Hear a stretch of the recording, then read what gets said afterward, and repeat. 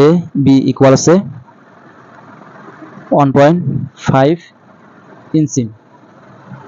তারপর কি দেওয়া আছে 0.5 ইঞ্চি ইকুয়াল আছে 2 মিটার পার সেকেন্ড। এখন আমরা অঙ্কটা ঐকিক নিয়মে করব। তাহলে 0.5 ইঞ্চি সমান হচ্ছে 2 মিটার পার সেকেন্ড। তাহলে 1 ইঞ্চি সমান কত হবে 1 ইঞ্চি ইকুয়াল আছে, তাহলে এখন কি হবে উপরে যাবে 2, নিচে হবে 0.5, 0.5 দিয়ে 2 কে ভাগ দেওয়া হয়েছে। এখন আমরা কি করব এই মানটা লিখব 1.5 ইঞ্চি। 1.5 ইঞ্চি ইকুয়াল আছে 2 ইন্টু 1.5 ডিভাইডেড 0.5 সমান, আমরা কি করব এই দশমিক উঠিয়ে দেবো, এই দশমিক বাদ দেবো। তাহলে 2 দশমিক বাদ দিলে যেতে 15, এই যাচ্ছে 5।